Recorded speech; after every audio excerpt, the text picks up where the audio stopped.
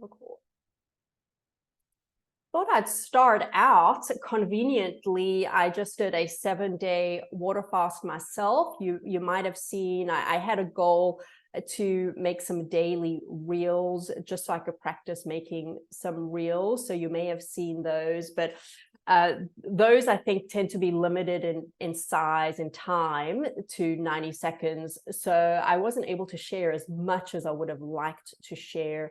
I like to go into the science of fasting. I like to give a lot of information to empower you in your health journeys. So I felt like the information I shared was quite superficial. So I wanted to go deeper, and as you know, I could probably talk for hours and hours about a certain topic. So I thought this would be a good platform to do this. So thank you so much, everyone, for joining and being interested in this topic, because this, in my opinion, is the number one way that you can heal your body, set you up for healing success. It certainly is the cheapest way to do it. Like, you literally make money when on your habits when you're water fasting, and it really goes deep. So I wanted to go into that today, and I like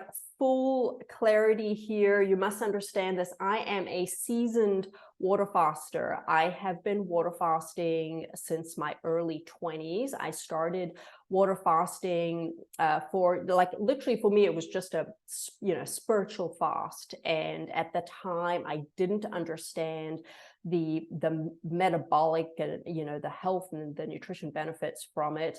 And so it was, purely, it was something I didn't talk about. I remember my husband and I did a 7-day water fast together when we were newly married. And that was when my husband realized that water fasting is probably not the best thing for the way that his body is made up, and also for just an underlying liver condition that he has. And he started to get a little bit jaundiced. And but that's okay. And that is one thing I will mention today, is there are certain people that probably should not water fast. So I will make sure that I start off sharing that. And so it just grew from there. So water fasting is definitely a journey, and it takes practice. And I do recommend that you start gradually. Probably don't go from 0 to a 3-week water fast. It can be done, but it just makes it tougher. And I don't like being miserable. Just in general, I don't like being miserable. Yes, I've done miserable things like climb Kilimanjaro and do Ironman and things like that. But but I try to stay away from misery. So that's why prep is so important. That's why understanding your body and having all the tools in place to set you up for success. So, I made a commitment to myself. This was a little over a year ago, as I started going deeper into the science and the healing benefits and the regenerative benefits of healing fasting. Just as I was doing some things to heal my body in the last year and a half. And I knew that the number one place to start was water fasting. And I just remember, as I was doing that research, you've probably heard me share this before, but Dr. Goldhammer out of California, he has a clinic there called True North, and they do clinical water fasting. They do some amazing things there. I may not agree with all of his health philosophies, but he's a great resource for water fasting. And I remember hearing him, just listening to, it was maybe a YouTube video or a podcast, and he said that he and his wife do a 7-day water fast once a year, because it has the potential to reduce your risk of cancer by 97%. And I just thought that was so significant. And I was like, well, that's a no-brainer. I literally will start my 7-day water fast tomorrow. And that's what I did. At the time, I mentioned I was going through some healing things. I had a lot of inflammation in my body, and it was not a good fasting experience for me. I actually did feel miserable. Also, at the time, it was in the summer, and we didn't have air conditioning in our place in the Algarve of Portugal. So yeah, it was a little bit of a miserable experience. I did have some blood pressure issues, and so I ended up cutting that 7-day fast short by half a day. I broke the fast on the 7th day, basically. So, but it was still, I know I still got all the benefits from that. And so this last time I was very happy to make it through the 7 days. And this is one thing I'll say about, setting goals for water fasting. Your water fasting journey is unpredictable. And so you be careful not to put certain expectations and pressures on yourself, because sometimes it is the healthiest decision to break a fast early. And so you have to be really in tune with your body. Certainly I recommend having clinical support while you're doing that, doing it under the supervision of someone who is a professional in that field, or a doctor who is versed in water fasting. So I will say that there's nothing wrong with breaking a fast early, and I always have that understanding when I'm fasting, that there's no shame in that. I guess I'll put it that way. So, but I was happy that I was able to complete the fast. I think for me, doing at least 1 or 2 days is pretty easy for me. Like literally on day 1, I don't even notice it, because I'm pretty metabolically healthy. I'm metabolically flexible. I do things in my general lifestyle to maintain metabolically flexible, things like intermittent fasting, things like rotation of macronutrients. So that's pretty easy for me. But as I've mentioned, I've had this my whole life. I tend to run low with my blood pressure. And so I have to watch that, and I probably don't take in enough salt, to be quite honest. So I have to be intentional with that. I was also in a pretty fortunate circumstance where I was in the countryside, and I just had a time where I could really relax. I didn't have social engagements and obligations, things like that. Like I literally just got to wake up and enjoy the French countryside and go on walks in nature, get sleep, wake up whenever I wanted. I did work, but I didn't work too many hours per week by choice. And so yeah, it was a fantastic experience. I did have a couple of days that were just not good days, feeling really, really weak, having some dizziness, once again, the low blood pressure. And so I'll talk about some protocols that I do, some variations in fasting that helped me. One of them was adding in some coffee. I did have some teas. I did also, not every day, but I had some lemon juice and apple cider vinegar. I had some salt water. And like once again, not every day, but I did have either some herbal teas or some green tea as well. And those felt really great. So a couple of my goals going into the fast, I think my number one goal, my shoulder had been bothering me. I'd mentioned maybe to some of you, surfing in South Africa, the beginning part of the year, I just overdid it, honestly. And I had some DOMS, some delayed onset muscle soreness. A couple of days later, I was like, oh my gosh, my shoulders are bothering me. And it just felt like they never healed. And then they just started getting worse. Being in the south of France, I had some gluten in my diet, was having some chocolate croissants and some baguettes. So that probably contributed as well. So the fast was a great reset for that. So yeah, I just wanted to decrease that inflammation, but also, as this was an issue that had been plaguing me a few months, I was getting worried. I was like, man, I don't want to end up with frozen shoulder or something. I didn't have access to a chiropractor. Even though I live with a PT, he's out of the field for many years. So I hadn't been able to see my PT in Portugal yet, and so forth. So it's like, gosh, I wonder if just the stem cells and the regenerative healing, I wonder if 7 days would be enough just to see that healing in my shoulder. So I'm happy to report, I probably still feel 75% better. I still we went hiking the other day, and I slipped on a rock and I had to catch myself with that arm, and it tweaked a little bit. But I have my mobility back in my shoulder, where I was struggling to kind of get it above this point. So, that was phenomenal and super encouraging. It's not 100%. Once again, I still need to see a chiropractor and a PT when I get to them in a couple of weeks.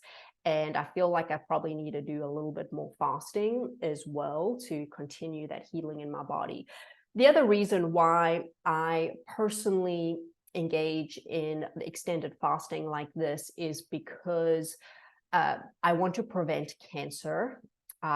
Cancer is become so prevalent. It's crazy. I mean, there's just so many people around me with cancer, young people, older people.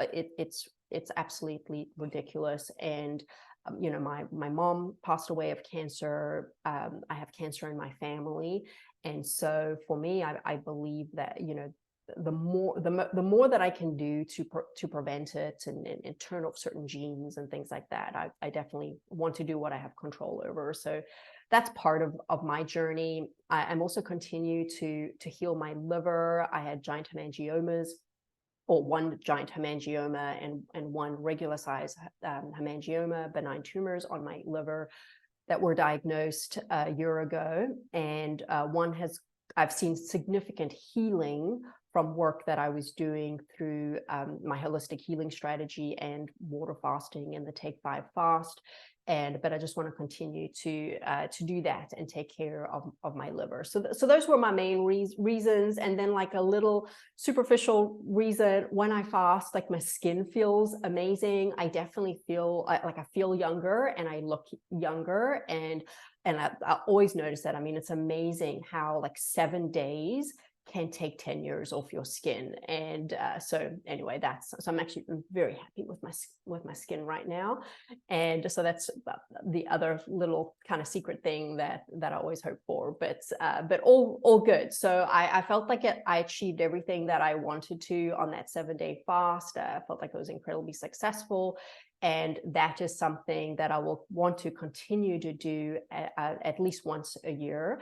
And then what I normally end up doing, I just naturally do this in my lifestyle, but throughout the year, probably 2 to 3 3-day water fast, because a 3-day water fast is just a fantastic reset of the immune system and really great metabolically as well. So let me just, as we get into it here, let me start off and let me share, the definitions of fasting. So probably you're familiar with intermittent fasting. Intermittent fasting can be if you take maybe a day out of the week to fast or restrict your nutrition.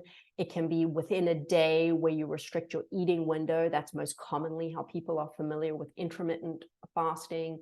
But when we're talking about water fasting and extended water fasting, we're looking at beyond 24 hours, okay? Now, a 24-hour water fast in itself is fantastic. I do this a lot with my clients.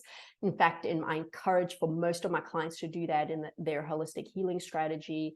It's pretty easy to do, but the power of just a 24-hour straight water fast, nothing else in there.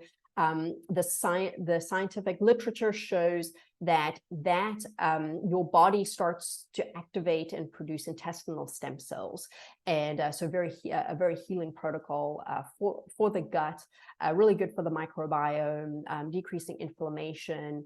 It does. For most people, that can get you into ketosis and also can upregulate, like towards the end of that, autophagy can be turned on and you can upregulate BDNF, brain-derived neurotrophic factor. So that's 24 hours. So extended is that where we go to that 36-hour mark. Some people choose to do a 36-hour once a week, which is fantastic, very healthy to do. 48-hour mark, just going a level deeper, getting deeper into autophagy there.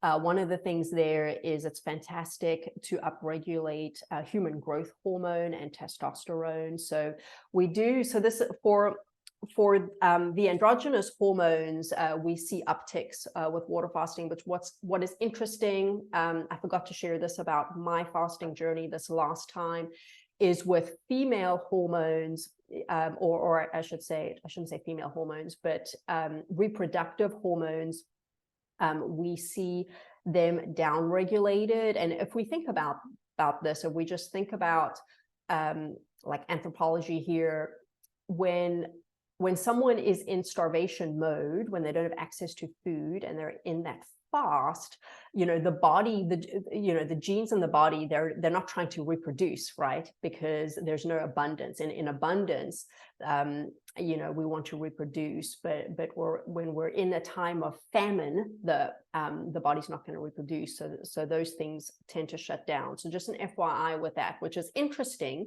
So that, that's a reason why if someone's trying to get pregnant, we wouldn't recommend water fasting unless it's part of a healing protocol to detox, which then actually can help someone get pregnant. But normally, we would not recommend extended water fasting trying to get pregnant because of how it affects these hormones. Certainly, definitely not while pregnant or while breastfeeding. So this is interesting. I noticed on my water fast, and this is why I ended up cutting it short at 7 days, because there was part of me that wanted to go longer. Like I was feeling so great on day 6, 7, definitely day 7, and maybe day 6 and 7. I was feeling so great. I was like, man, I'm just in the zone. I kind of love this existing without food. I was feeling fantastic. My brain was feeling good. My energy was good. My sleep was good. It was just lovely, just like not thinking about food. And I considered going longer, but the reason why I ended up breaking it is because I was getting mild hot flashes. And they were mild, so it's like I just wasn't thinking about them too much. They certainly weren't disrupting. But then as I was my own clinician, and I was like, oh, that's probably not fantastic if I'm perimenopause and then I'm doing something to deplete those hormones even more, when my body needs them. So that is why I cut it short. I have a suspicion that water fasting, brings that balance back afterwards when we're in the refeed. And I think we can put protocols in to restore probably an even more robust hormone balance post-fast. But at the time, I just hadn't done enough research on that. And I was like, okay, yeah, let me not push it with my hormones. So, and I am feeling, as far as those symptoms, I am feeling better, but I had noticed that, I was just having multiple hot flashes during the day, and that's probably not fantastic.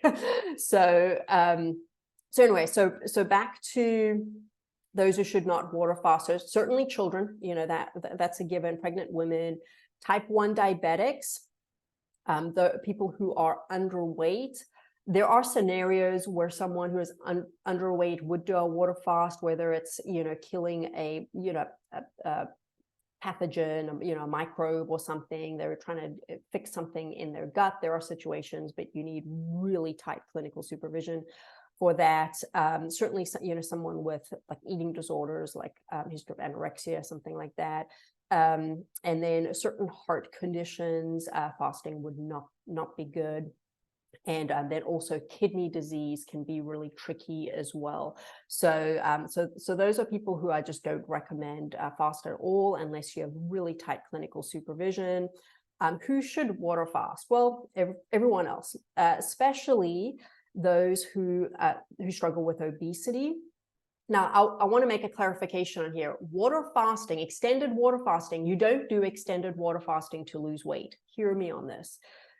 Now, you could have it as a bigger strategy for weight loss, and you will get metabolic healing, but it's not I'm not going to, I'm going to drink water for 7 days because I want to lose 10 pounds. You'll gain that. I promise you, you'll gain the 10 pounds back. Now, once again, when I'm working with my clients, there are strategies we can put in place to mitigate the rebound weight gain. But in general, you're going to set yourself up for feeling really defeated and discouraged if you're doing extended water fasting for weight loss. So just do it for other reasons. But it is a fantastic protocol to help with the physiology of healing obesity, with cancer, inflammatory conditions, autoimmune conditions, gut issues, gut dysbiosis, depression and anxiety, some mental health things, fatty liver. What's really cool with fatty liver, and I help a lot of clients with fatty liver. When you go into a water fast, or even just when you go into ketosis, I love this. Your body prioritizes losing the fat in your liver before it will lose like your subcutaneous fat. And I think that's incredibly smart. Some of the data that I've seen, being in ketosis for 1-2 weeks, you can lose 25 to 50%, so like up to 50% of your liver fat if you have visceral fat, fatty liver disease. So I think that's incredible.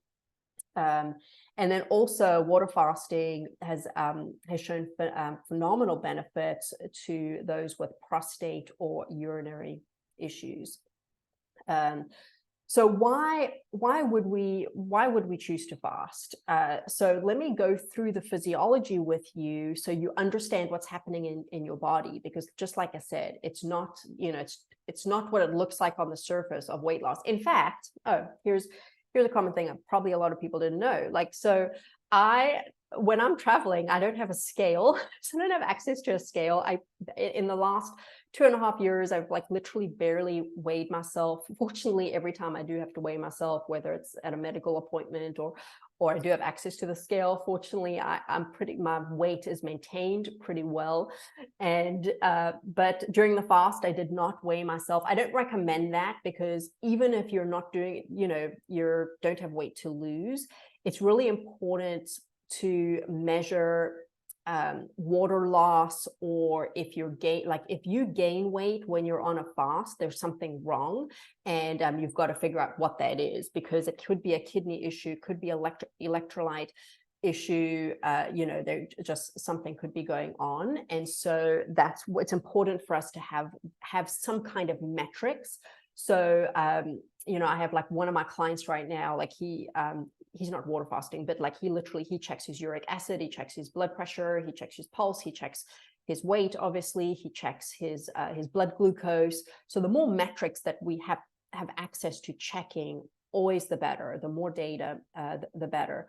So, but I didn't check. This is the first fast, I guess, that I've never checked my weight. Normally on a 7-day water fast, I would lose between, actually probably in the range of 7 to 10 pounds. I could lose on a 7-day water fast. And so it is really natural when you come off of a fast, or even come off of ketosis, or one of the fasting mimicking diets that I do in my program, the Take 5 fast, to gain, even just in the next day of refeed, it's really normal to gain at least a couple pounds back. You'll gain back water weight, and then you also gain back bowel weight. So let's go through, and I share this a lot in my content when I'm talking about water fasting. So you'll see this in some of my posts, but I just wanted to go through some of the physiology so we can understand the benefits of fasting. So one of the first benefits is it's the quickest way to get into ketosis.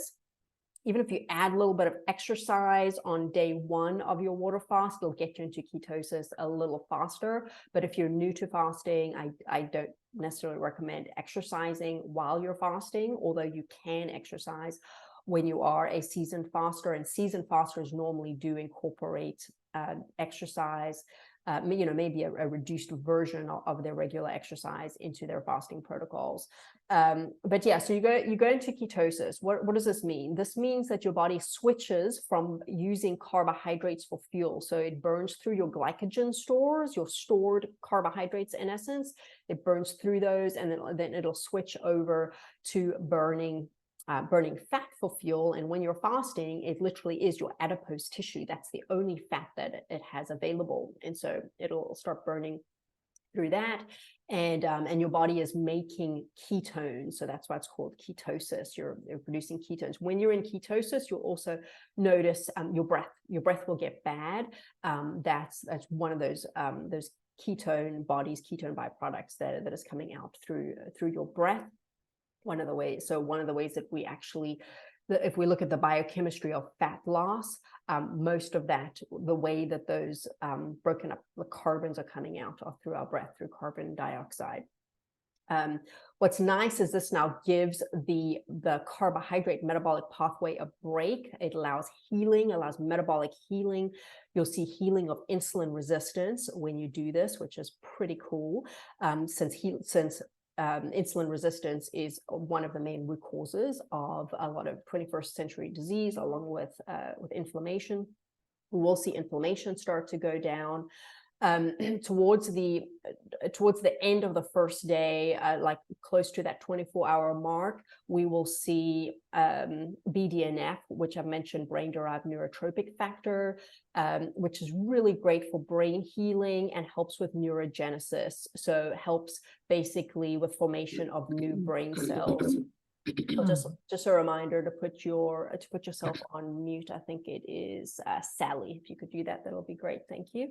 And then we also see these at that 24-hour mark. We see stem cells activated. These are the first of the stem cells that we see activated through the intestinal lining, which is so exciting. Normally we see stem cells activated after the 72-hour mark, when we've seen the immune system regulated. So we do see the healing of the microbiome starts, because some of the opportunistic and pathogenic bacteria, those are getting starved. A lot of them will eat carbohydrates. They start to get starved. And then we'll also see a process called autophagy is upregulated. So autophagy is when, so this is like a perception a lot of people have, okay, water fasting or calorie restriction, that we're going to lose muscle mass. Okay, so that is false when done properly, because one, human growth hormone is upregulated, which helps for retention of lean muscle mass. Like I literally have seen clinically, I've seen people gain muscle mass while fasting, and just different body types are different with that. And then what happens, so it's protein recycling. So when your body doesn't have the protein from ingested protein to take in, to use, it will then start, it has to find those amino acids somewhere. So it prioritizes breaking down damaged, mutated, old cells and cell parts, and it will restore them and make new cells. So that is the regenerative effects of fasting, and that, in my opinion, is one of the biggest reason why we would entertain and go through a water fast, is to have those regenerative healing effects on our body. Like we have things going on at an organ level that we probably don't know need healing, and so this is your body just doing what it is designed at a genetic level, the way that God designed our bodies to heal. Some other cool things that happen. So after 72 hours, the literature tells us, and I have also seen this on labs with my clients, that the immune system is completely reset. So if anyone has any immune dysregulation, this is a fantastic strategy of healing. I do this with my clients with autoimmune issues, with suppressed immune systems, who need robust immune system. Maybe they're healing something pathogenic in their body. So this is a fantastic strategy. So that happens after the 72-hour mark. After that, that's when we have the literature shows us that now we have more stem cells circulating around our body, and now this allows for stem cell healing. And because stem cells are non-specific, they're literally like, that's our body's design. The way that our bodies were designed to heal is through stem cell healing. But unfortunately, the things that we do in our modern day lifestyle just deplete stem cells, and then age naturally depletes stem cells. So these types of protocols can keep a robust amount of stem cells around our body. I kid you not, some of the effects that I've seen working with my clients are the same effects that I have seen from people going and getting stem cell injections, and they're paying thousands, over $10,000 for stem cell injections and stem cell treatments, depending on what country you're getting them in. So like you literally can just get this from doing it yourself through nutrition. And I've even seen this with fasting mimicking diets. But some other cool benefits for people who really struggle with food, which I think a lot of us do, like in a modern culture of food, because of food additives and because of sugar and processed foods. Like our foods are really designed, like they're addictive. Like it is what it is. Like we develop these dependencies on food, and it's literally, it's not necessarily the fault of our own. It's the things that are in, like our foods are designed to be addictive. It's called the Dorito effect. And so just getting these out of our system and like freeing ourselves from this dependence on foods is something that's really powerful. And it's really great if we can keep with that and sustain that with our lifestyle. So detaching from a dependence on food. And it's an area that we can form discipline, right? Because if we're disciplined in one area, it spills over to other areas. And I think food is an area that most people struggle with when it comes to discipline.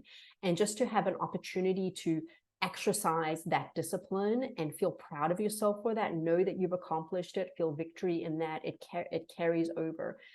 The journey of discipline with food is never perfect, but it is that. It's a journey, and it just gets better and better.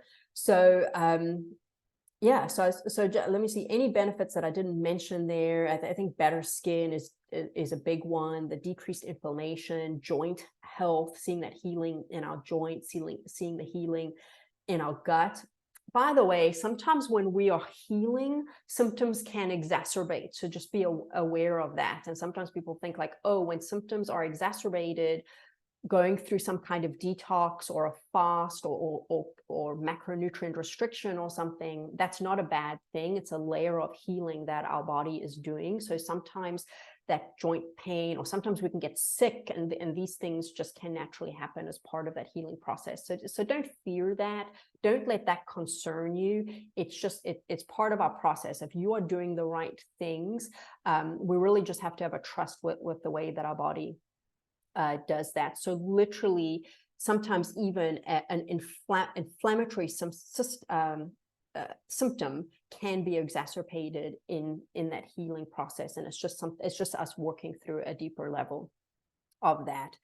Okay, let's go into prep. I know that's a big question that people had for me, so I'm going to give you just 2 or 3 thoughts when it comes to prepping for a water fast.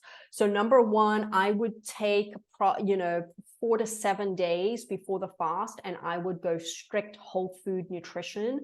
So we're getting rid of the inflammatory additives, the sugars, and the things that are addictive. Because if you don't prep before a water fast, your first 2 to 4 to even 5 days can be miserable. So the prep is what allows you to have a better quality of a fast, and you will get into the healing quicker. You will maximize the benefits of your fast.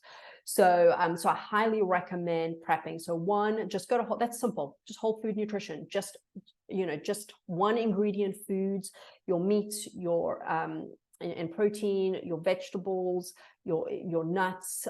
Don't do grains. You could do legumes, fruit. So those, and your healthy fats. Okay. Incorporate in intermittent fasting to get your body used to a little bit of extended fasting. So maybe start with an 8-hour eating window and then tighten that up to a 6-hour eating window, or do a couple of 1 meal days leading up to the fast to prep your body, so that you can just get used to fasting for 18 hours, for example, or 20 hours, because then the first day you do that, it won't be as bad. The other note on prep, this is a big one, an important one, is caffeine. So coffee is so cultural these days and so trendy that I think a lot of people drink coffee daily. I do, but I do like to go seasons or time frames of not having coffee, just to reset my system. There are benefits to coffee, by the way, and there are liver benefits, for example. That's one of the reasons I like to have some nice, good quality coffee. However, if you are used to drinking coffee every day and you suddenly stop drinking coffee, but then you stop eating food, you're gonna feel miserable, because you're gonna have a caffeine withdrawal headache. You're gonna have symptoms from low blood sugar, low blood pressure. Like, it's just all gonna compound, and that contributes. So there's two options here. One, you can choose to keep coffee or caffeine in your water fast, and you can do it that way, black coffee or green tea.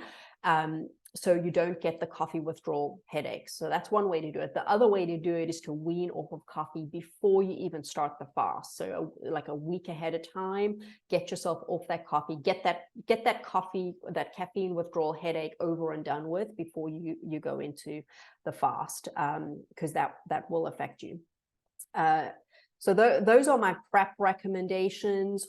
Also, I do, everyone's nutrition protocols they follow are different.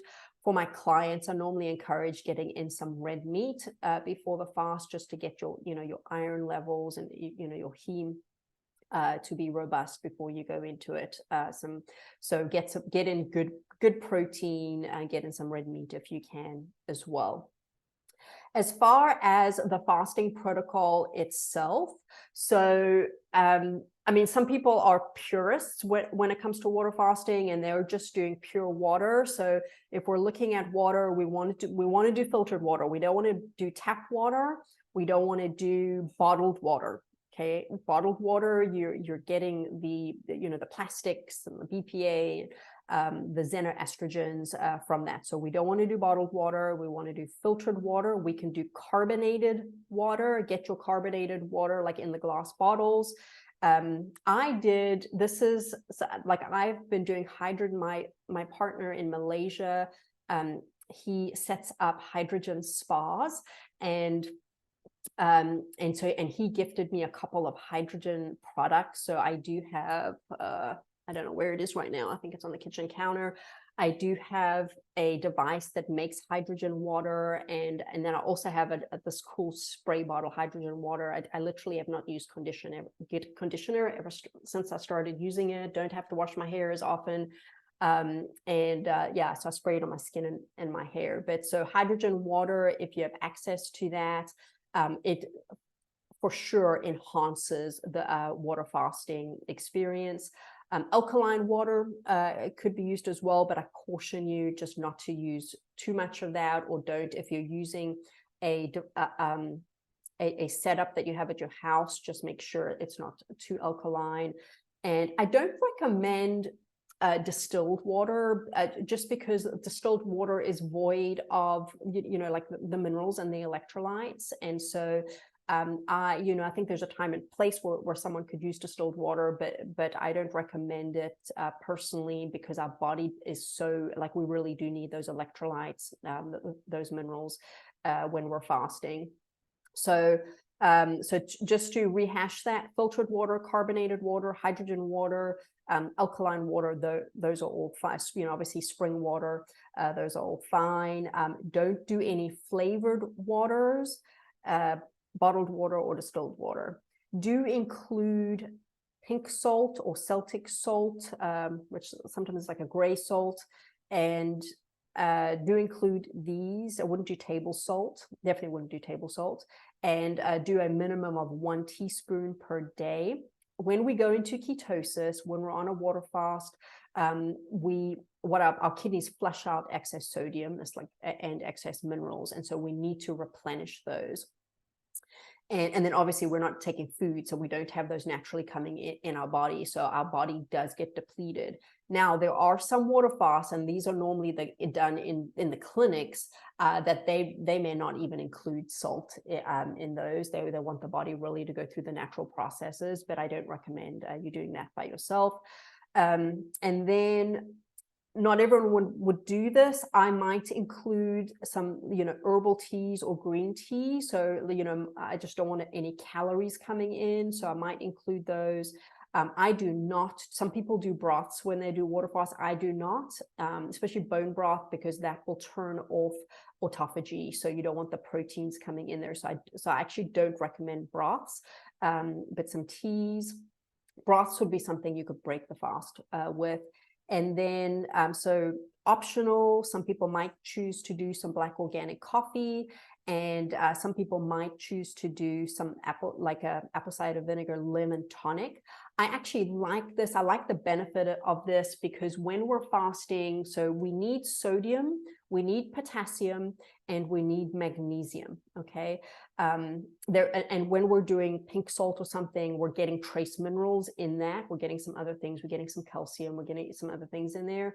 But specifically, we need those things.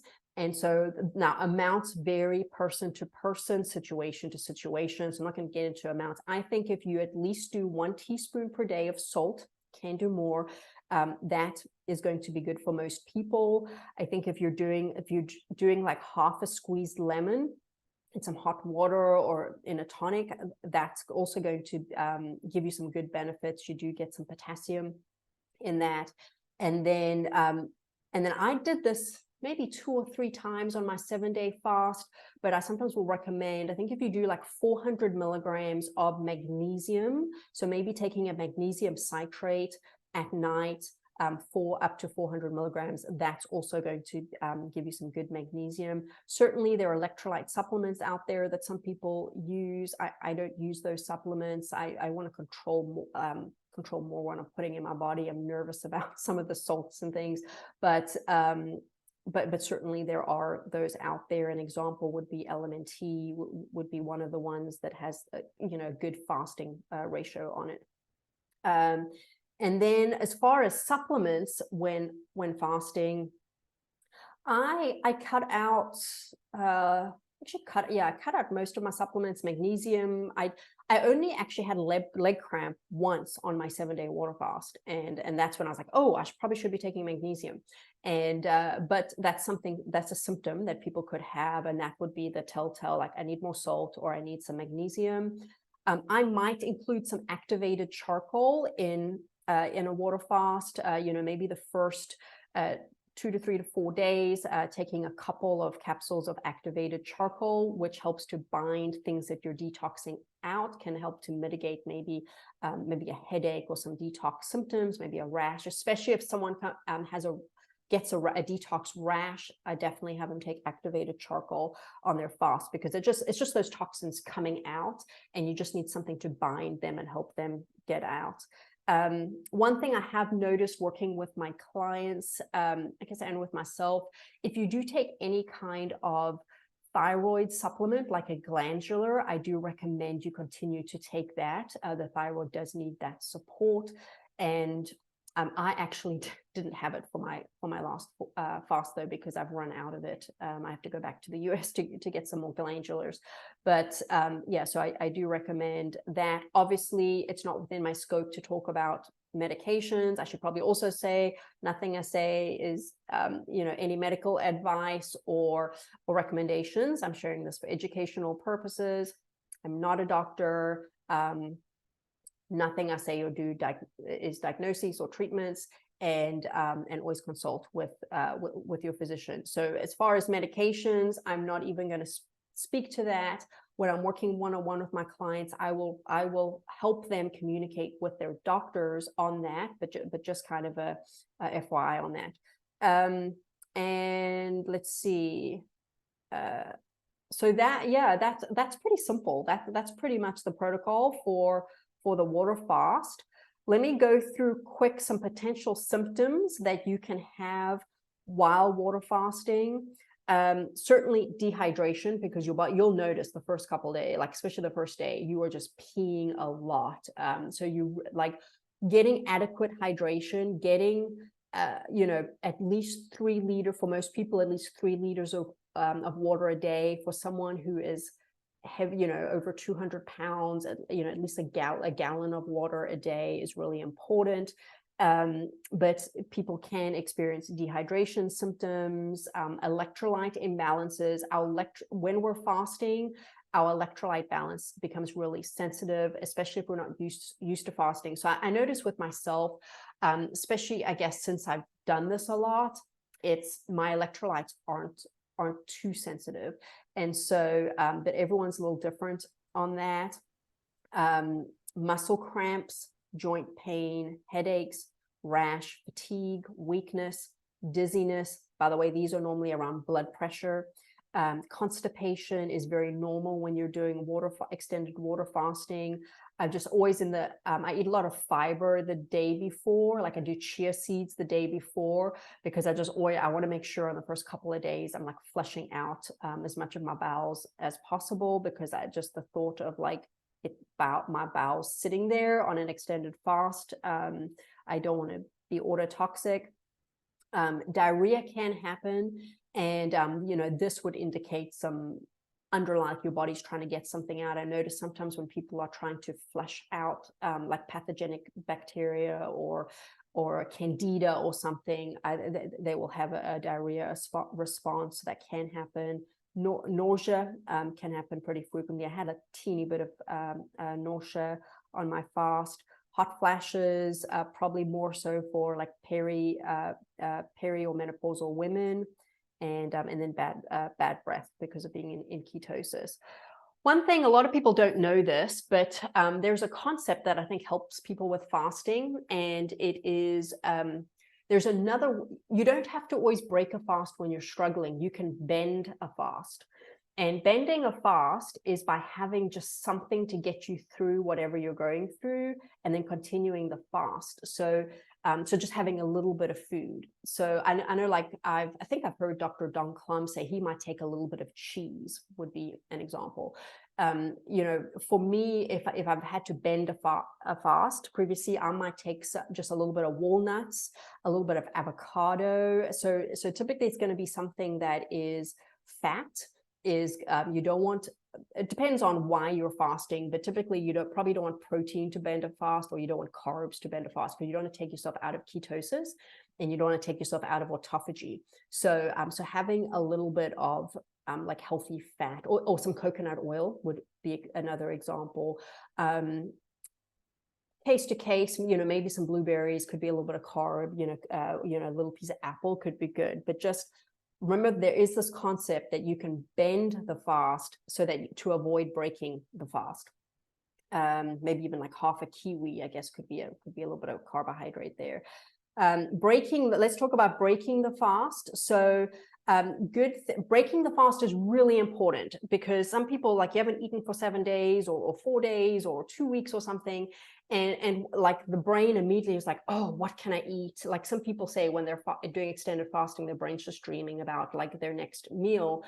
But there is refeed syndrome, where you literally can get really sick, or you literally could die from refeed syndrome. And this has to do with electrolyte imbalance. When you go from, your body gets used to the physiology of not eating, and then when suddenly you like have carbs, for example, you could, there are certain, like you could have basically low phosphate is an example, or low magnesium or something. So you could have this electrolyte or mineral imbalance. So know that breaking the fast is so important, because you can get really sick. I mean, a lot of people, they'll eat something and they'll get diarrhea or they'll throw up. So being gentle, one of the most gentle things you can do to break a fast is bone broth. Sipping on bone broth. Fruit is very gentle. I love to do like some watermelon to break a fast, or some papaya. So fruit is really good and gentle. What else would be gentle? Coconut oil is good too. Some oils could be good, but that depends on some like gallbladder function. So so bone broth, fruit, fish, and eggs are building into the fast. So if you've had a 7-day water fast, you probably want to do 3 days of gentle refeed. So just like, almost half of your fast duration. So be aware of that. Some people who are used to a carnivore lifestyle, they might go into, they could eat a steak. My body wouldn't be able to do that. I think a lot of people would not be able to do that. You could go into a ketogenic type of thing. It just depends. It depends on what your goals are. For me, I'm normally helping people with regenerative healing. So we're normally taking a gentle approach with fruits and fish and healthy fats, maybe some chia pudding, maybe some seeds and some nuts are really great kind of out of that. So that refeed is really important. And the goal, here's the thing with water fasting, just like this is an important note. Water fasting is not like an end goal. It's not a means to an end. Water fasting is the springboard to a healthier lifestyle. So how is your lifestyle going to be, your nutrition lifestyle going to be healthier after the fast? Don't go back to what you were doing before. This is designed for a reset. So have a strategy coming out of it. You know, maybe it's coming out of it, I'm going to be gluten-free, I'm going to be sugar-free, you know, I'm going to be whole food. So make sure that you do have that, you know, that mindset and come out of it healthier, because otherwise you will just you'll just reverse the benefits that you got from the fast. Some words of caution. Don't fast too much. Fasting can get to, when you're good at, you can get good at it, and that can be a little bit addicting. And don't do it too much. Like you can deplete your body too much, and then you can actually, people who do it too much, they start to get sick. And so don't do it too much. You know, just be really, they have a balanced approach. Remember, we do need food and nutrients, and we need, you know, we need proteins and carbs and fat. Like we need all these things. We need to be well fed. Our body needs to know that we have abundance, and that we have what it needs. And so, so just make sure you don't overdo it. Listen to your body, seek out clinical supervision, especially if you are new at that, or if you have any medical conditions or concerns or things that you're trying to heal. A caution with exercise, that's person to person, but if you're new at extended water fasting, probably don't exercise too much. And then be very careful with medications. You need to be consulting with a doctor or a professional on that, because with weight loss, with electrolyte change, things like, and medications can cause issues during fasting. I have seen that with some of my clients. So be really careful if you are on a medication. But you know, the irony in that is, like, water fasting is something that can be used to come off of medications. So you know, that will be a goal. And then there are, if you're someone who wants to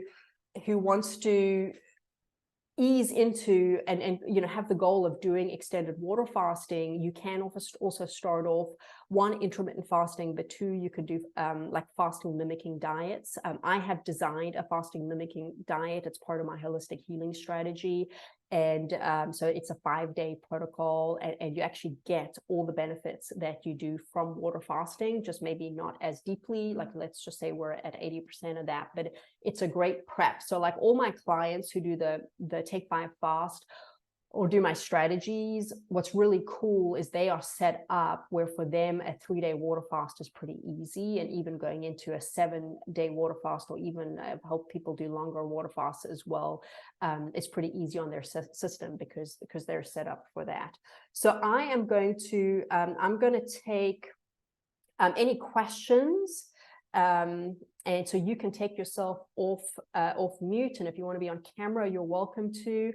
But I'm going to, yeah, any questions. And then I have, just as you're coming on with that and as I'm answering, I actually am going to share my screen, because I have a couple of webinar specials for those of you. Some of you might be fine, honestly, just going and like, okay, I'm going to do a 3-day water fast, and I'm giving you some tools to do that. But if you would like some clinical support, if you'd like someone to help you with, you know, the prep, the protocol that's specific to your condition, and then the post, the, you know, lifestyle nutrition after that, I do have some webinar specials for you that are really excited about. So let me share my screen while you guys are coming on, but if you want to come on mic or type something in the chat, you are most welcome to. How's everyone doing?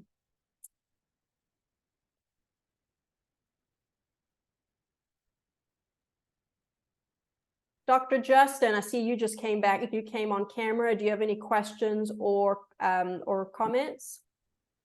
On the separate side of things, with like insulin resistance, as we deal with the United States quite a bit with type 1, type 2 diabetes.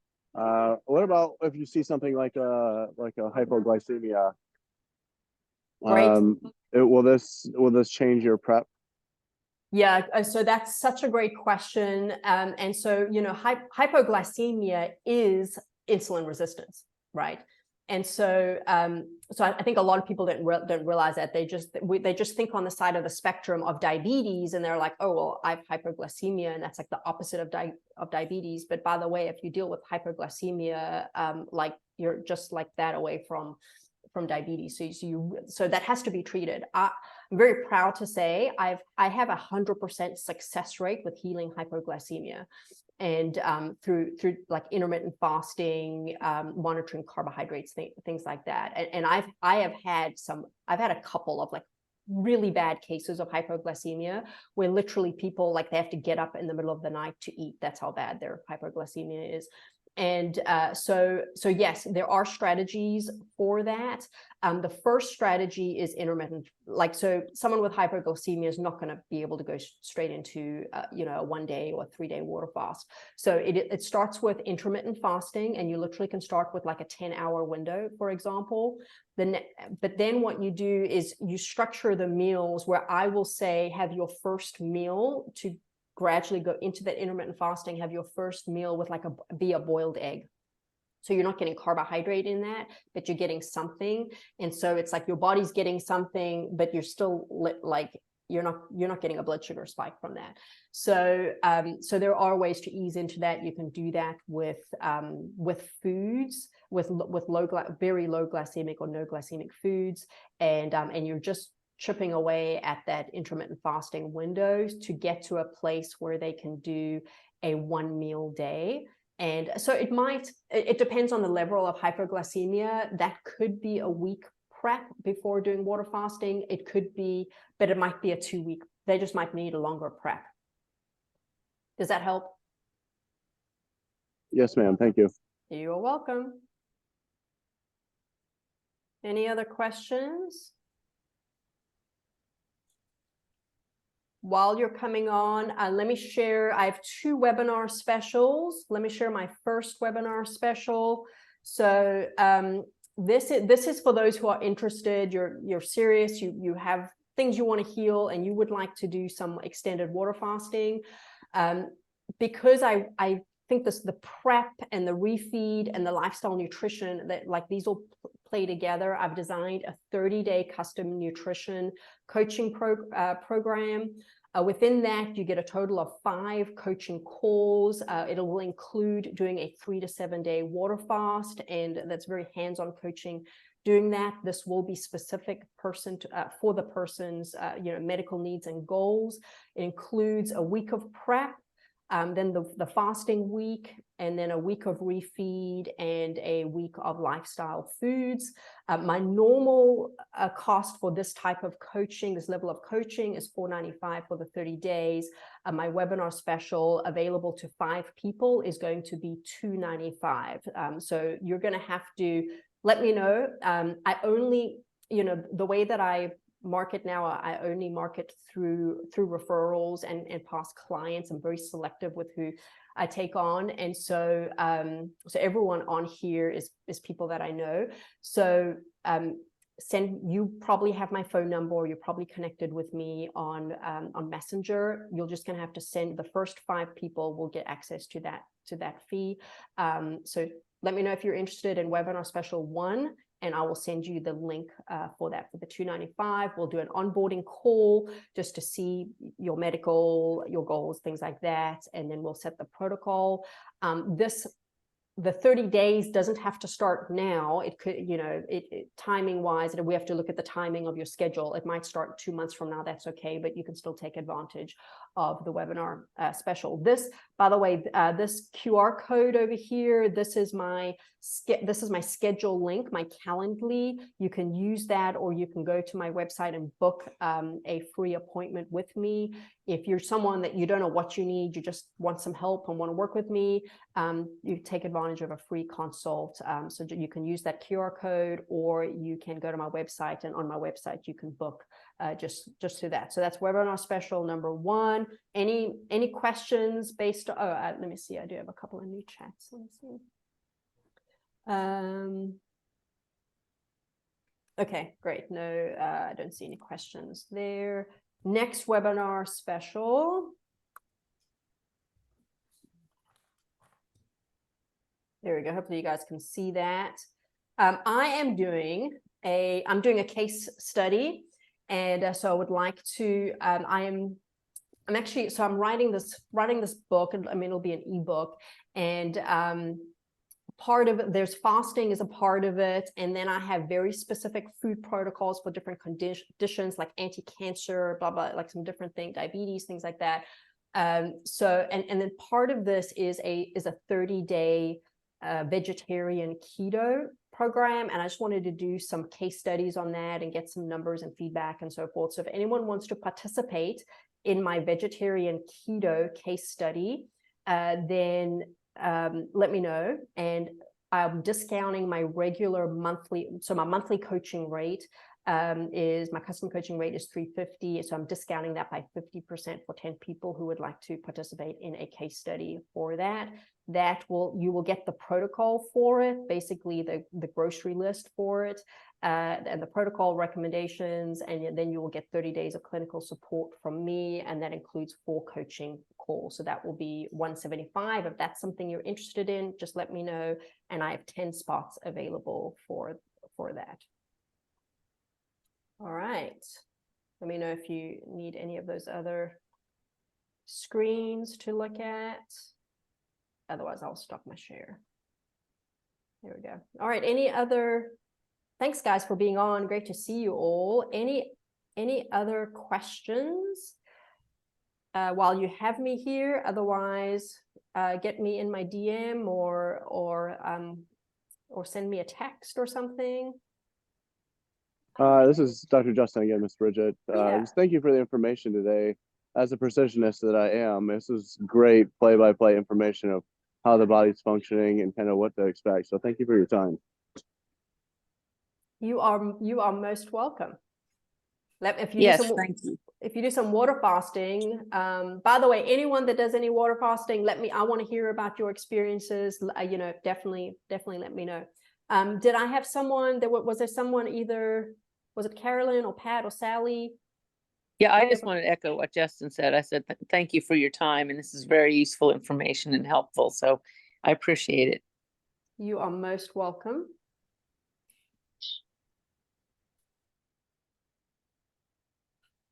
All right.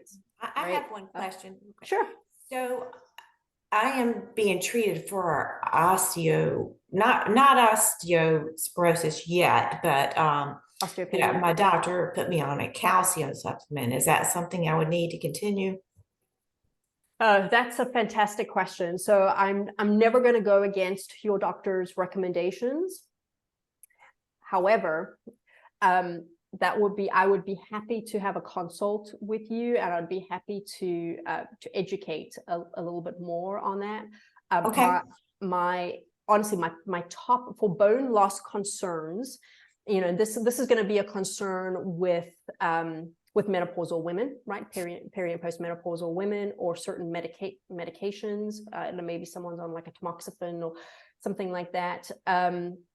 Poor diet, high sugar diet, soda diets, things, certainly those, or there's, cancers, things like that. But there's a lot of misunderstanding and misinformation about bone health and what our bones need. So that's a whole nother discussion. I will say, just because someone asked me this on a Facebook post this last week, so I mentioned it. One of the best things you can do is take in, a minimum of a teaspoon of like pink salt or Celtic salt per day, because of the trace minerals. So remember, like our bones, like people just think our bones are made of calcium. Our bones aren't. Like calcium's like one small part of our osteocyte makeup, right? We need full spectrum minerals. And typically people, the standard American diet is just void of minerals. And supplementation, a calcium supplement, is not going to make up for a mineral void diet.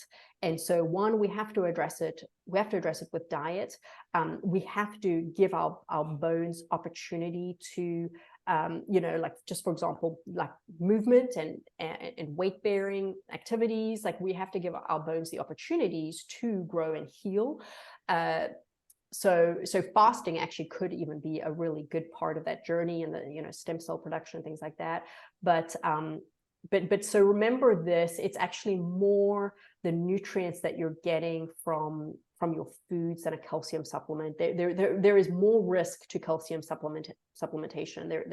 There's risk of clotting in the arteries. There's gallstones. There's more risk to that. So I personally, just from my nutrition expertise and lens, not to go against what any doctor said, they know your medical condition, I don't, but my recommendation is to include a good salt and mineral rich foods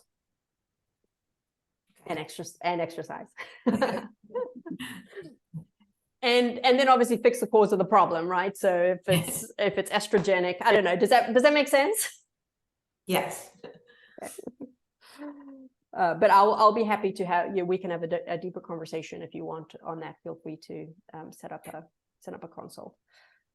Fantastic. Okay. Hi, Anyone? Bridget. This is Gail. Can you hear me? Yes, Gail, I can.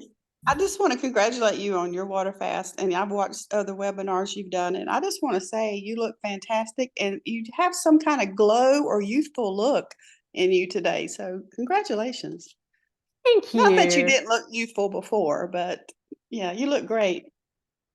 I feel like my skin, I really do feel like my skin looks like younger. Like I have people commenting, like when I tell them I'm 47, they're surprised. So thank you for the encouragement and the compliment. I receive it and I feel it.